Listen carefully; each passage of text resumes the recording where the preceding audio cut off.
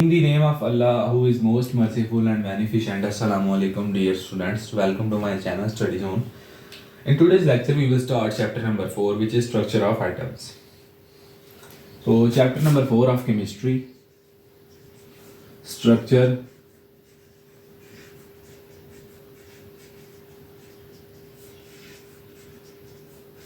of atoms. In today's lecture, we will discuss only the overview of this chapter. So, overview.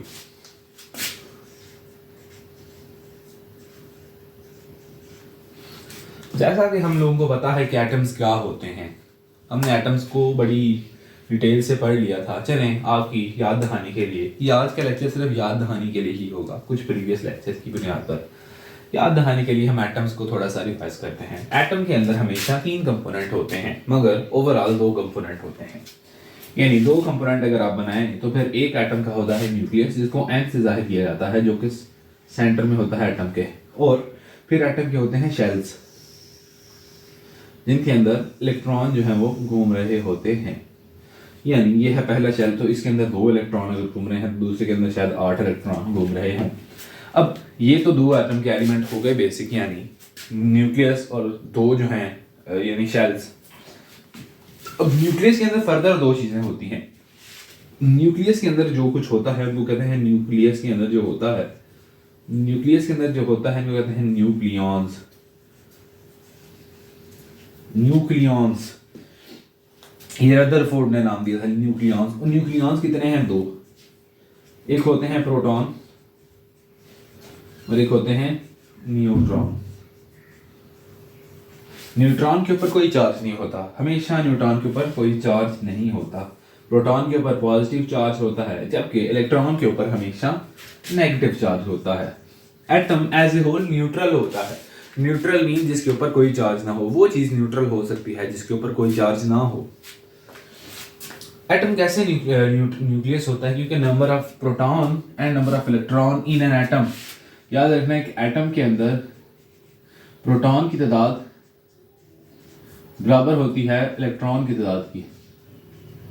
यानी जो positive charge होता है वो हमेशा नेगेटिव चार्ज के बराबर होता है, इसलिए वो एक दूसरे के इफेक्ट को बैलेंस कर देते हैं, कैंसिल कर देते हैं, खत्म कर देते हैं, जिस वजह से जो एटम है वो ओवरऑल न्यूट्रल रहता है।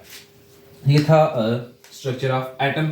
जो है वो एटम के बारे में हमने देखा कि एटम क्या है। और हमने केमिस्ट्री 9th के अंदर कितने हमने एटम पढ़ने हैं? सिर्फ 18।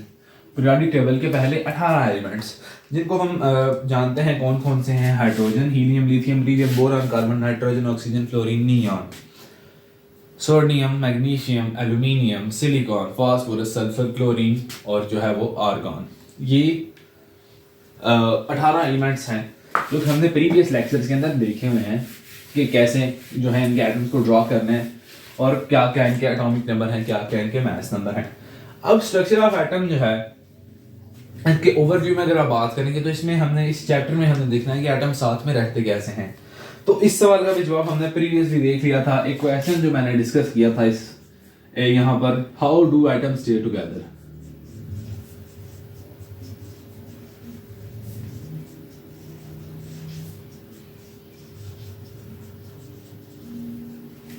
इस सवाल के जवाब में भी हमने 4 से 5 लेक्चर बनाए थे और वही इस चैप्टर में भी असल में हम पढ़ेंगे। तो चूंकि हमने इस चीज को पहले पढ़ लिया हुआ है तो हम इसको एक दफा सिर्फ सरसरी सी नजर मारेंगे।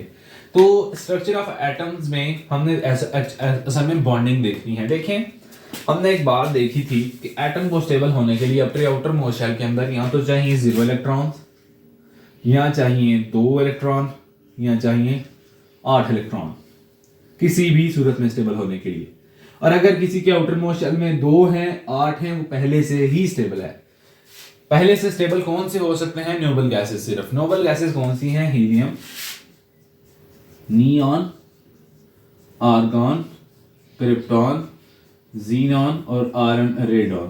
पहले 18 एलिमेंट्स के अंदर ये 3 नोबल गैसेस आती हैं और हम इन तीनों को ही पहले 18 में ही डील करते हैं।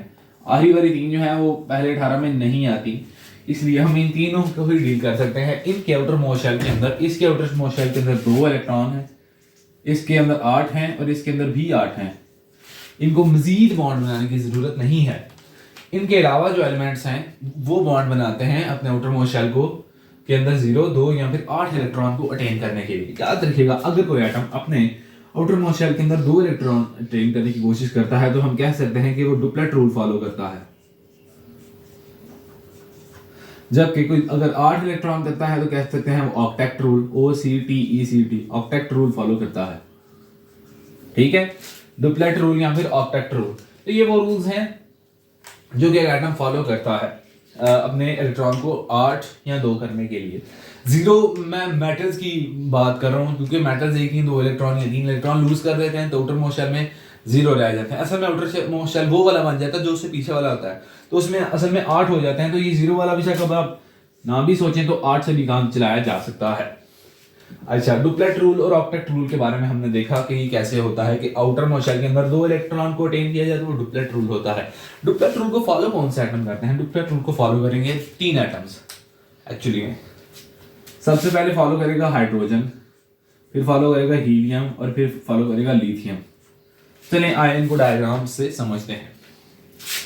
ये हमारे पास अगर एक हाइड्रोजन का आइटम है जिसके न्यूक्लियस के अंदर सिर्फ एक प्रोटॉन होता है और ये है इसके पास एक इलेक्ट्रॉन। अब अगर ये एक इलेक्ट्रॉन लूज कर दे तो देन इसके आउटर मोस्ट शेल में आगे 0 इलेक्ट्रॉन। चलिए अगर आपने इसको डुप्लेट रूल फॉलो करवाना है तो ये एक इलेक्ट्रॉन बाहर से एक्सेप्ट कर ले, दूसरा काम कर ले। तो देखिए अब इसने 2 इलेक्ट्रॉन पूरे कर लिए ना, अब ये स्टेबल हो चुका है तो इसने डुप्लेट रूल फॉलो किया। हीलियम के अंदर 2 प्रोटॉन, 2 प्रोटॉन, T=2 ऐसे ही है, हाँ जी, और न्यूट्रॉन भी 2, N=2। Nucleus is closed.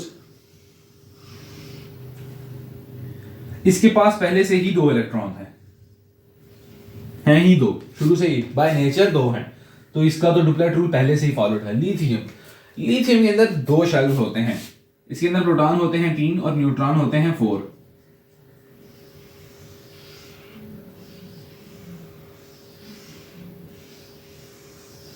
देखिए इसके शेल के अंदर आप देखें तो पहले शेल में है 2 इलेक्ट्रॉन और आखिरी शेल में है 1 इलेक्ट्रॉन। ये आखिरी वाले इलेक्ट्रॉन को कर देता है लूज, तो फिर पहले शेल में कितने आगे 2 इलेक्ट्रॉन। तो इस तरह इसने कौन सा रूल फॉलो किया? Duplet rule. और इनके अलावा जो बाकी एलिमेंट्स हैं पहले 18 में से, अदर एलिमेंट्स जो हैं वो क्या फॉलो करेंगे? Octet rule.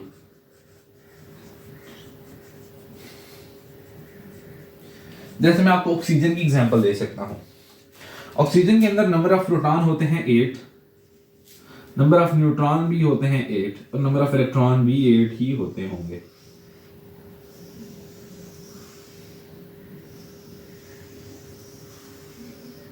अब पहले शेल के अंदर आएंगे 2 इलेक्ट्रॉन और दूसरे में आएंगे 6 आ गए। मैंने कहा था आखिरी में 8 होने चाहिए, तो 6 हैं, 2 और कर लेगा कहीं से, 2 कहीं से गेन करेगा तो हो गए 8। 2 इलेक्ट्रॉन इसने गेन किए ना, आउटर मोस्ट शेल में कितने किए? 8 इलेक्ट्रॉन। तो कौन सा रूल फॉलो किया? ऑक्टेट रूल, यानी कि attaining 8 electrons in the outermost shell. ये सोडियम ने फॉलो, ऑक्सीजन से हमने फॉलो करवाया है। ऑक्सीजन अगर कोई और एलिमेंट है जैसे कि सोडियम जो है वो अपना आखिरी इलेक्ट्रॉन लूज कर देगा तो वो भी गेन कर लेगा। इसके अलावा हम आर्गॉन की एग्जांपल देखते हैं जो जिसके आउटर मोस्ट शेल में पहले से ही 8 हैं, तो उसको गेन करने की जरूरत नहीं है। इसके अंदर प्रोटॉन होंगे 18, न्यूट्रॉन भी होंगे 18 और इलेक्ट्रॉन भी असल में होते हैं 18।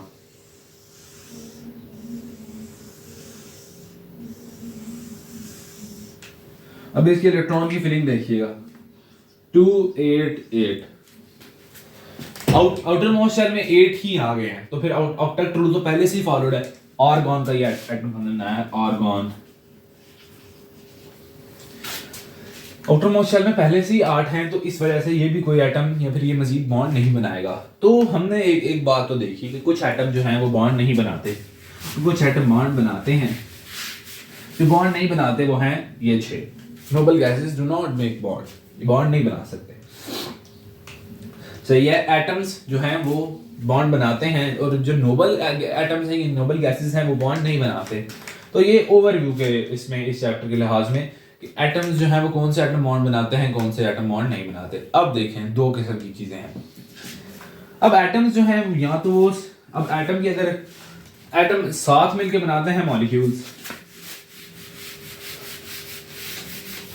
साथ मिलकर क्या बनाते हैं? मॉलिक्यूल्स और आयंस साथ मिलकर क्या बनाते हैं, आयनिक कंपाउंड्स। हमने आयंस पर भी काफी बातें की हुई हैं। अच्छा, अब एटम्स अगर मॉलिक्यूल्स बनाते हैं तो मॉलिक्यूल्स दो किस्म के हो सकते हैं। अगर हम सिर्फ मॉलिक्यूल्स की बात करें, मॉलिक्यूल्स दो किस्म के होते हैं। पहले मॉलिक्यूल्स होते हैं होमोएटॉमिक, और दूसरे किस्म के मॉलिक्यूल्स होते हैं हेटेरोटॉमिक या हेटेरोटॉमिक। होमोएटॉमिक जिनके अंदर सेम एटम्स हों, जो सेम एटम से बने हों, सेम एटम्स जो कैसे बने, बाय सेम एटम्स। और ये जो हेटेरोटॉमिक है, बाय डिफरेंट एटम्स।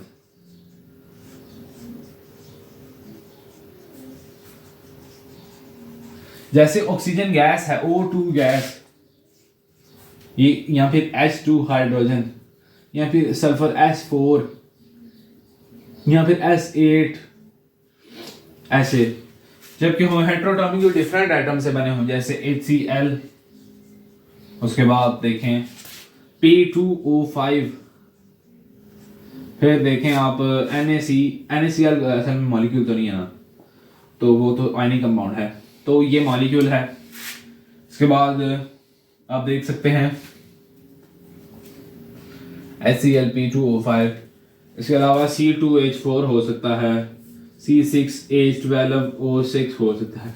लेकिन ये डिफरेंट एटम से बने हुए हैं, तो हेटेरोटॉमिक हैं, जबकि होमोएटॉमिक जो है वो सेम एटम से बने हुए होते हैं। तो ये स्ट्रक्चर ऑफ एटम के बारे में है कि स्ट्रक्चर ऑफ एटम, मॉलिक्यूल्स असल में एटम्स मिलकर बनाते हैं मॉलिक्यूल्स। मॉलिक्यूल्स दो किस्म के होते हैं, होमोएटॉमिक, हेटेरोटॉमिक। तो होमोएटॉमिक और हेटेरोटॉमिक का जो है वो हमने देखा कि कैसे जो है वो मतलब कि डिफर करते हैं, कि सेम एटम से बने होते हैं, डिफरेंट एटम से बने हुए होते हैं। ये था मॉलिक्यूल्स के बारे में, मॉलिक्यूल्स कैसे और किस तरह के होते हैं। अब हमने पढ़ने हैं असल में bonds, covalent bond, covalent bond हम देखेंगे, फिर हम देखेंगे मेटालिक बॉन्ड,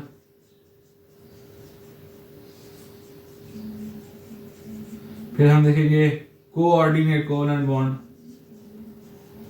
यानी कोऑर्डिनेट बॉन्ड, फिर हम देखेंगे आयनिक बॉन्ड,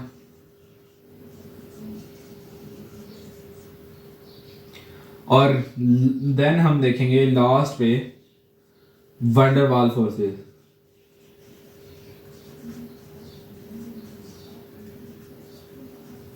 ये 5 टॉपिक हम पढ़ेंगे, जिनके अंदर असल में ये हम 3 पहले से ही पढ़ चुके हुए हैं, तो इनको हम सरसरी नजर से देखेंगे, जबकि इन 2 को हम डिटेल से पढ़ेंगे। तो ये सब कुछ हम देखेंगे नेक्स्ट लेक्चर में। आज के लेक्चर में हमने सिर्फ ओवरव्यू देखना था इस चैप्टर का, वो हमने देख लिया है। अपना ख्याल रखें नेक्स्ट लेक्चर तक के लिए। अल्लाह हाफिज।